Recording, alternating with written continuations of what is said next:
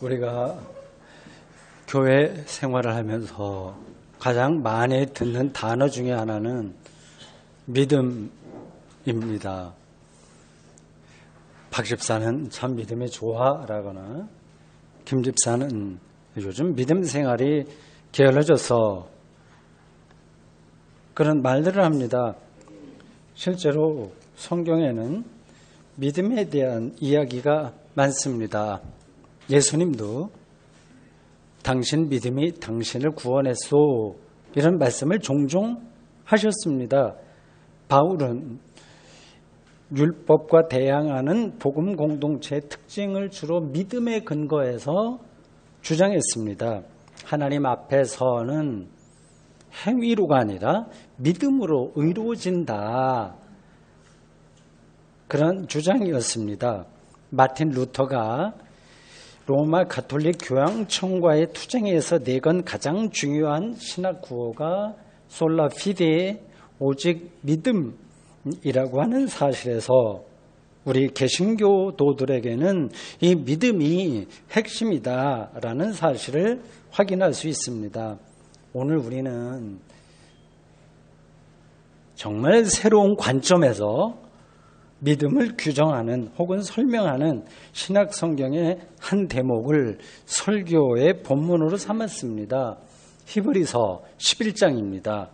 히브리서 기자가 말하는 믿음이 무엇인지를 우리가 안다면 우리의 신앙생활은 물론이고 우리의 삶 전체가 새로운 차원으로 업그레이드 될 것입니다. 우선 히브리서 11장 1절과 2절을 읽겠습니다. 들어보십시오. 아주 잘 알려진 본문입니다. 대부분의 신자들은 여러 번 이 구절을 들었을 것이고 외우고 있는 분들도 많을 겁니다. 믿음은 바라는 것들의 실상이요 보이지 않는 것들의 증거니 선진들이 이로써 증거를 얻었느니라. 그럴듯하게 들리긴 한데 알듯 말듯합니다. 대충은 들어오지만 도대체 저게 무슨 뜻인가 그러한 궁금증도 듭니다. 특별히 실상이라고 하는 단어가 그렇습니다. 바라는 것들의 실상이요 이렇게 이야기하고 있습니다. 실상이 뭘까요? 헬라어 성경에는 이 실상이라고 하는 단어가 휘포스타티스로 나옵니다. 헬라어예요. 휘포스타티스, 헬라 철학에도 나오는 개념입니다. 헬라어 영어 사전에는 이 단어가 confidence 혹은 assurance 이렇게 나옵니다. 영어 성경 중에서 가장 권위가 있다고 하는 킹 제임스 버전에는 이 단어가 substance, 실체 이런 뜻으로 이렇게 번역됐습니다. 마틴 루터는 주 페어제히트라고 번역했습니다. 비슷한 뜻입니다. 이 단어들을 문맥적으로 본다면 각각 번역이 다른데 헬라어, 영어, 독일어 등등의 것들을 다 모아서 문맥상 보면 확신이라고 하는 단어가 가장 적합합니다. 그리고 바라는 것들이라고 하는 요 문장도 약간의 오해가 있을 수 있습니다. 우리가 바란다고 한다면 기대하는 거, 원하는 거, 내 집을 원한다거나 등등 영어로 want 이런 거 생각할 수 있습니다. 그러나 원래 이 단어는 자기가 바란다기보다도 희망하는 겁니다. 영어 성경하고 독일어 성경은 다 hope이나 hope 영어 hope 이렇게 번역되어 있습니다. 그래서 이 첫 문장을 정리하면 다음과 같습니다. 믿음은 우리가 희망하는 것들을 확신하게 해줍니다. 그 문장에 이어서 보이지 않는 것들의 증거라고 하는 표현도 나오죠. 증거요. 증거에 해당하는 헬라어 프라그마를 킹 제임스 버전은 에비던스라고 이렇게 번역했습니다. 증거, 흔적 이런 뜻이죠. 그러니까 믿음을 이제 두 가지로 얘기를 여기서 설명을 했는데 결국 믿음이란 우리 삶의 가장 확실한 토대다. 그 뜻입니다. 다 알고 있는 거죠. 이걸 제가 조금 더 풀어서 설명하겠습니다. 믿음이 우리 삶의 가장 궁극적인 토대라고 한다면 믿기만 하면 모든 문제가 다 만사형통한다는 말이냐 질문할 수 있습니다. 기독교 신앙이 그렇게 오해된 적도 있습니다. 여러분들이 잘 알고 있는 조엘 오스틴 목사가 쓴 긍정의 힘 그런 책들이 그런 종류의 신앙 태도입니다. 세상 사람들이 다 매혹을 느낄 만한 삶의 조건들을 하나님께 구하고 그게 뭔지는 다 아시죠? 구하고 그 문제가 해결되리라는 확신을 얻는 긍정적인 삶의 태도를 기독교 신앙이라고 말한 겁니다. 그러한 확신이 그 사람에게 좋은 영향을 끼칠 수 있습니다. 고달픈 인생살이에서 낙심하지 않고 생기 있게 발랄하게 살아갈 수 있게 하기 때문입니다. 저는 이렇게 사람들이 원하는 것을 들어주는 대상으로서의 하나님을 믿는 신앙에 동의하지 않지만 그렇게 신앙생활하는 사람들을 무시할 생각도 없습니다. 그들에게도 제가 다 알지 못하는 믿음의 능력이 경험될 수 있다는 사실을 부정할 수 없기 때문입니다. 제가 그들의 신앙생활에 동의하지 않는 이유는 그런 방식의 신앙생활로는 하나님과의 관계가 깊어지지 않는다는 데 있습니다. 자기가 원하는 장난감을 사달라고 엄마에게 조르고 엄마가 마지못해 사줬을 때 그걸 보고서 즐거워하는 어린아이와 같은 상태에 머문다는 겁니다. 신앙이 철부지 어린아이의 상태로 머물면 순진해서 좋기는 소박하고 순진해서 좋기는 하지만 그런 신앙은 균형 감각을 결국 잃게 되고 그 과정이 반복되면 신앙이 왜곡되거나 말라 비틀어져서 죽습니다. 성경이 말하는 믿음은 자기가 바라는 바가 이루어졌느냐 아니냐 하는 관점이 아니라 믿음이 깊어질수록 그건 작아집니다. 정말 작아져. 그건 정말 작아집니다. 자기의 삶에서. 그게 아니라 하나님과의 관계가 깊어졌느냐에 달려 있습니다. 바라는 것들은 희망하는 것들이라고 앞에서 말씀드렸어요. 그 희망하는 것들은 보이지 않는 겁니다. 오늘 문장이 재미있어요. 바라는 것들의 실상, 보이지 않는 것들의 증거 그렇게 돼 있죠. 1절이요. 그러니까 바라는 것들과 보이지 않는 것들은 같은 거예요. 그런 것들의 실상, 증거가 바로 믿음이다라고 하는 겁니다. 왜냐하면 그것은 미래에 이루어질 하나님의 약속이기 때문입니다. 미래예요. 우리가 바라고 희망하는 것은 여기서 잘 먹고 잘 살자라고 하는 것이 아니라 미래에 이루어질 하나님의 구원 약속입니다. 그러니까 우리가 희망하고 있는 구체적인 내용들은 하나님의 부르심에 대한 구원의 세계로 오라고 하는 하나님의 부르심에 대한 우리의 응답이라고 하는 차원에서만 의미가 있습니다. 좀 설명이 복잡하죠? 천천히 그냥 들어보십시오. 귀에 들어오지 않으면 또 듣지 않아도 됩니다. 히브리서 11장 8절 이하에는 아브라함과 그 가족의 이야기가 나와요. 아브라함은 믿음으로 하나님의 부르심에 순종했다고 합니다. 많이 들은 이야기예요. 미래가 손에 잡을 수 있듯이 확실하지는 않았지만 믿음으로 갈대아 우르를 떠났고 중간 기착지인 하란을 떠나서 가나안까지 갔습니다. 아브라함이 가나안에 가서 다 부자가 될 거야. 내가 뭔가 크게 사업을 해서 내가 일가를 이루고 뭐 해볼 거야 라고 하는 게 목적이 아니었습니다. 하나님의 부르심에 순종했습니다. 그는 가나안에 가서도 하나님의 부르심과 약속을 확실하게 붙들었습니다. 그의 아내도 이미 출산을 나이가 지났지만 아들을 허락하실 것이라는 하나님의 약속을 받아들였습니다. 이들의 믿음을 가리켜 본문은 희망하는 것들의 히포스타티스, 즉 실상이요 확신이다 이렇게 말했습니다. 여기서 그 인간의 개인적인 기대나 욕망 그거하고 하나님의 부르심에 대한 순종이 어떻게 다르냐 하는 그런 문제가 우리 앞에 놓여 있습니다. 아브라함이 가나안으로 이주하는 것이 과연 하나님의 뜻이었는지를 어떻게 알 수 있을까요? 그래서 구분하기가 쉽지 않습니다. 오늘 여기 예배를 드리는 분들 중에서는 다른 교회에 다니다가 오신 분들이 계실 겁니다. 교회를 옮기는 것이 자기의 생각인지 사사로운 생각인지 아니면 하나님의 부르심인지 어떻게 판단할 수 있을까요?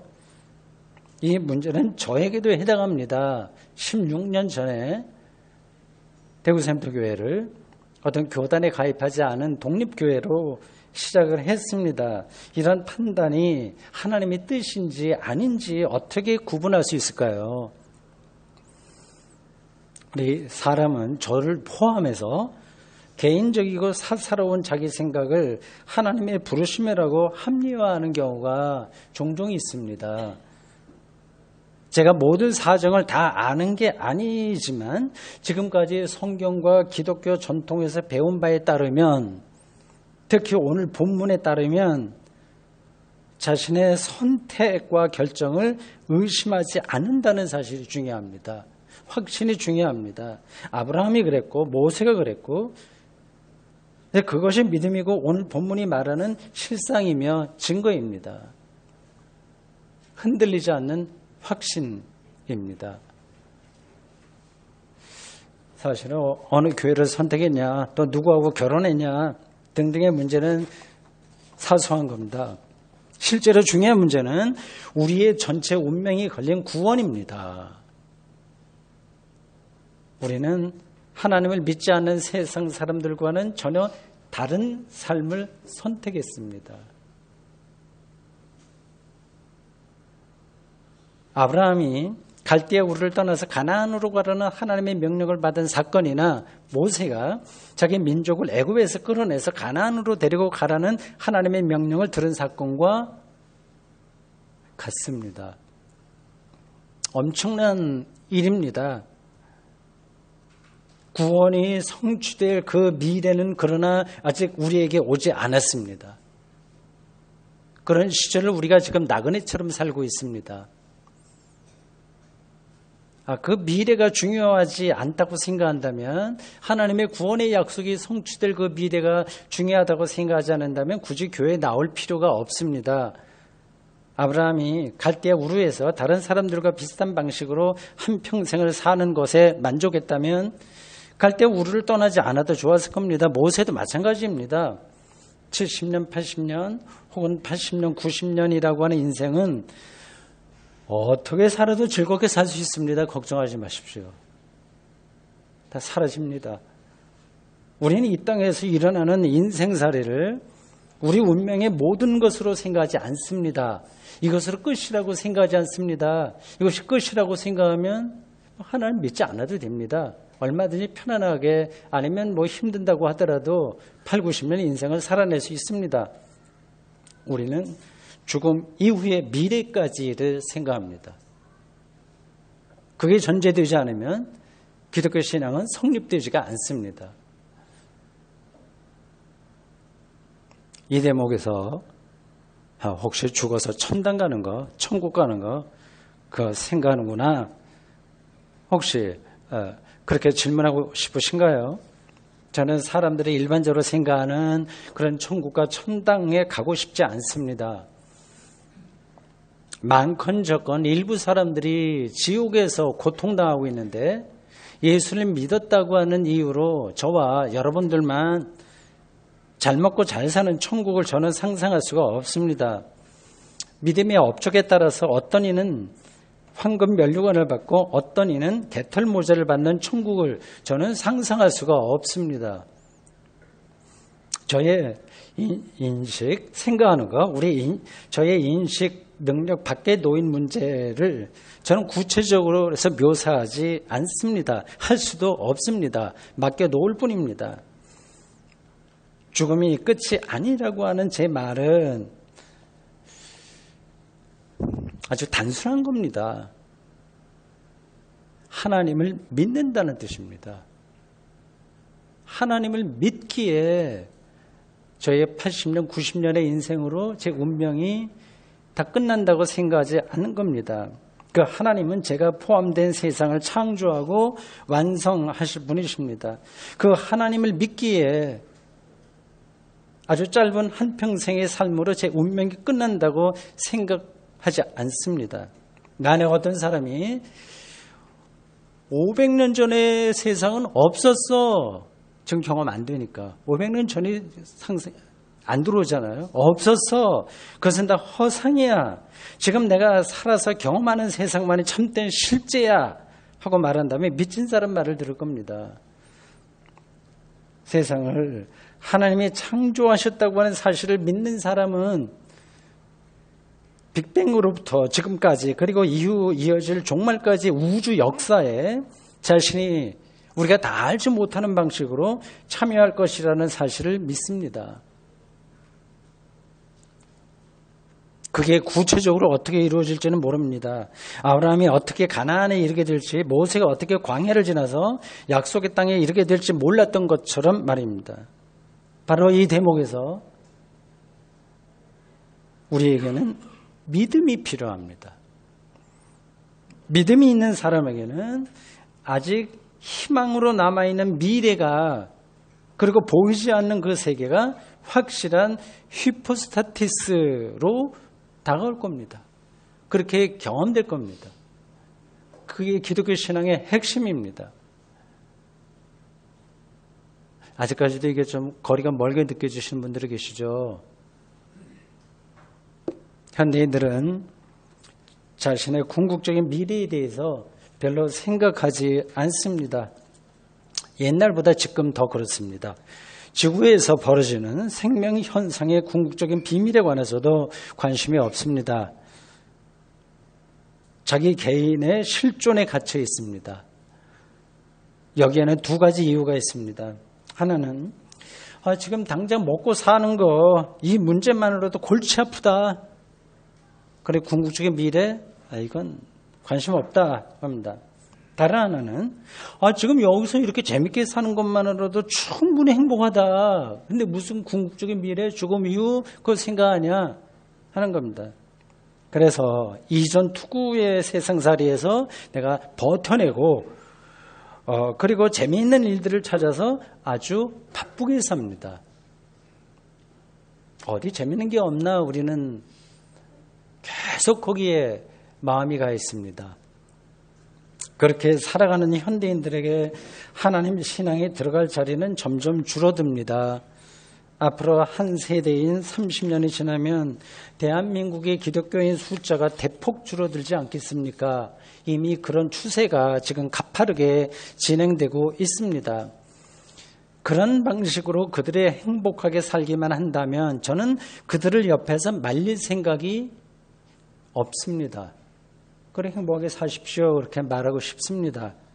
우리가 보통 말하는 재미있는 인생살이만으로 사람이 행복하게 살지 못한다는 사실을 여러분들이 이미 알고 있을 겁니다. 경험했을 겁니다.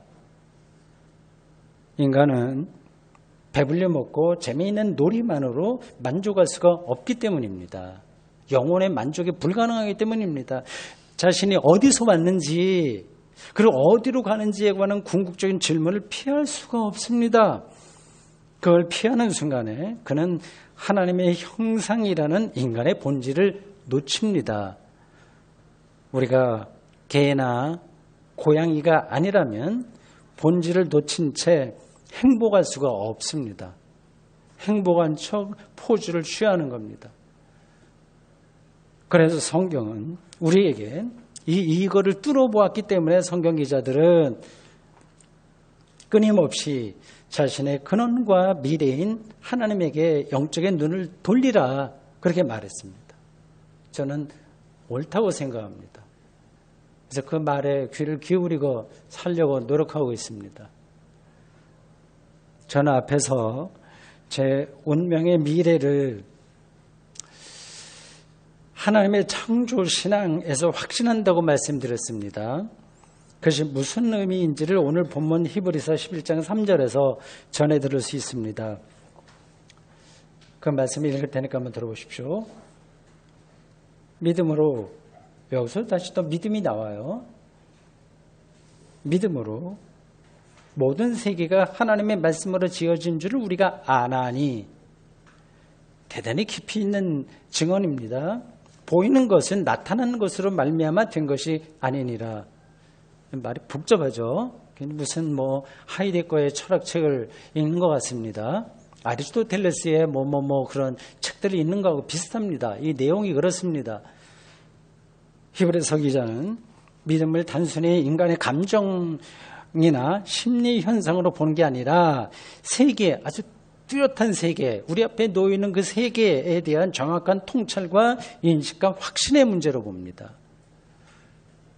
세계가 하나님의 말씀으로 만들어졌다고 하는 사실을 아는 게 중요합니다. 세계는 지구의 모든 생명체와 사물들, 그리고 우주와 별과 블랙홀까지 성경의 표현으로는 하늘과 땅에 속한 모든 것들을 가리킵니다. 모든 것들입니다. 만물입니다. 세계가 하나님의 말씀으로 만들어졌다고 하는 사실을 창세기에 나올 뿐만 아니라, 창조 이야기에 나올 뿐만 아니라 시편을 비롯한 모든 성경이 그걸 말하고 있습니다. 지금 히브리서 기자가 뻔한 얘기하고 있구나, 그래서 생각할지 모르지만 사실은 그렇지 않습니다. 그는 지금 하나님이 세상을 창조하지 않았다는 세력과 논쟁하는 중입니다. 옛날이나 지금이나 세상은 원래 그렇게 존재한 거지, 자연적으로 그렇게 있었던 거지, 하나님이 창조했냐, 그렇게 주장하는 사람들은 많습니다. 똑같은 세상인데도 이렇게 서로 바라보는 시각이 다릅니다. 이런 것은 논쟁을 통해서 해결되지 않을 겁니다. 그리고 자연과학이 발전할수록 기독교의 창조신앙을 부정하는 사람들이 늘어나는 추세입니다. 그들은, 다는 아니지만 일부 그들은 자연과학이 설명할 수 있는 것만을 실제, 리얼리티로 주장합니다.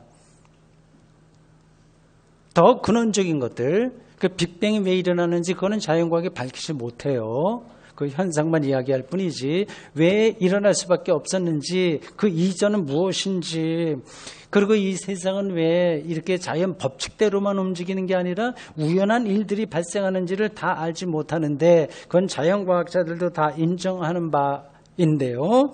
그 이유는 그들의 말에 따르면 자연과학이 충분할 정도로 발전하지 않았기 때문이라고 하는 겁니다. 인공지능이 나온 뒤로는 이런 주장이 더 강력해졌습니다. 인간의 문제와 세상의 문제를 인공지능과 같은 자연과학이 다 해결해 줄 것으로 기대합니다. 과연 그렇게 될까요? 가능할까요? 이에 관해서 히브리서 11장 3절 후반절에 중요한 관점을 짚었습니다. 보이는 것은 나타난 것으로 말미암아 된 것이 아니니라. 복잡한 이야기처럼 들리는데 그렇지 않아요. 잘 보세요. 보이는 것은, 그건 우리에게 보이는 거 이런 것들입니다. 보이는 것은 나타난 것으로, 나타난 것도 보이는 겁니다. 사실은 그런 것으로 된 것이 아니라고 했습니다. 그러니까 물질로서의 이 세계, 우리가 다 세계를 물질로 경험하잖아요. 지구와 모든 것들이 다 물질입니다. 우리에게 가시적으로 경험되고 있는 것들이에요. 그 자체가 놀라운 일이긴 하지만 어쨌든 그런 것들은 그 물질, 보이는 것, 나타나는 것으로 된 게 아니다, 그 얘기입니다. 마틴 루터는 이 문장을 조금 철학적인 의미를 살려서 이렇게 번역했습니다. 보이는 만물. 기독교인이라고 한다면 이 만물에 대한 관심이 더 깊어져야 됩니다. 하나님이 창조한 세계인데 맨델라 홀씨로부터 시작해서 바람과 하늘, 구름과 바다와 파도와 어떤 소리와 미생물에 이르기까지 모든 만물은, 마틴 루터의 번역입니다. 이 문장에 대한 번역이에요. 만물은 무에서 만들어졌습니다. 무에서, 아우스 니치, 무에서. 나타나는 것에 반대인 나타나지 않은 것을 마틴 루터는 무라고 표현한 겁니다. 이 무라고 하는 것, 이건 단순히 없다는 게 아니라 존재하고 있는 것들의 근원을 가리킵니다. 여기 책이 있잖아요. 성경이 있죠. 여기 있다고 우리는 생각합니다. 그러나 관점을 좀 다르게 보면 이 책 아닌 세계는 없는 거예요.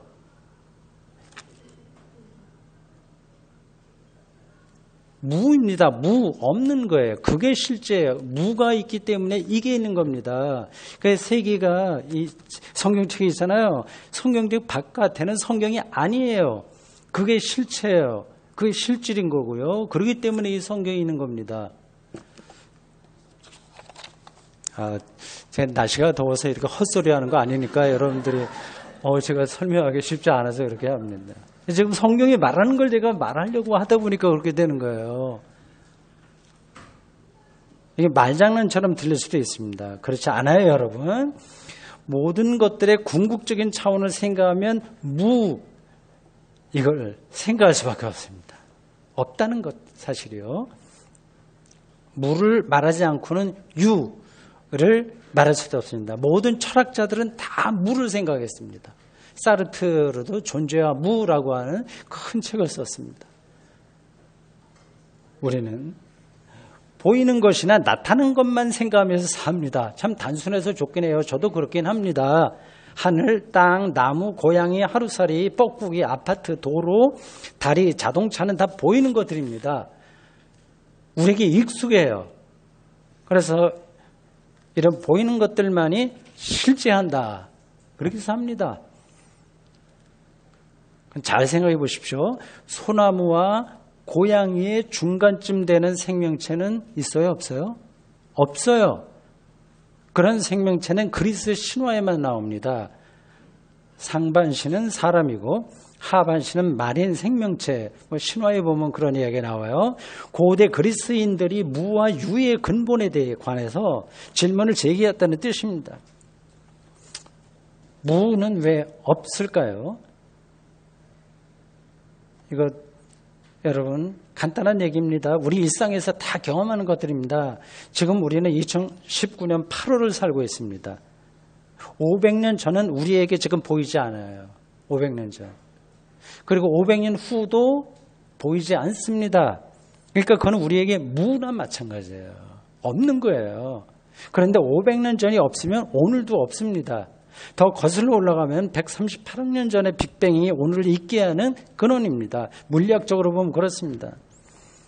오늘 우리가 보는 세계는 여러분 아득하다고 말할 수밖에 없을 정도로 복잡하고요. 단순하게 보일지 모르겠는데 그 들어가면 너무 복잡하고 다층적이고 심층적이라는 뜻입니다. 그래서 놀라는 거예요. 거기서 모든 그런 것을 뚫어보는 사람들은 이게 도대체 뭐냐 그렇게 다 놀랍니다. 물리학자, 생물학자, 철학자 모든 그 전문가들은 그 사태 앞에서 내가 아는 게 아무것도 없구나 생각 고백합니다. 우리는 놓치고 사는 거죠. 신비로운 겁니다. 성경은 그래서 곳곳에서 하나님의 영광이 온 땅에 가득하다. 이렇게 외쳤습니다. 이 성서 기자들의 고백이 앞에서 설명한 이 세계에 대한 고백입니다. 신비롭다고 하는 거죠. 우리는 단순히 보이는 것에 자동차 어떻게 더 좋은 거, 새로 나온 게 뭐냐, 어떤 거냐, 거기에 몰두해 있어요. 나쁘다는 뜻이 아닙니다. 다 그렇게 살 수밖에 없긴 한데 더 근원으로 들어가 보면 보이지 않는 것이 오늘 성경이 얘기하잖아요. 무에서 나왔다. 그 무 없는 것, 그게 하나님의 실제다 얘기합니다. 히브리서 기자는 이 세계가 하나님의 창조물이라는 사실을 알 수 있게 하는 것이 바로 믿음이라고 말했습니다. 그 믿음은 희망하는 것들의 실상이고 보이지 않는 것들의 증거이기 때문입니다. 무슨 말인가요?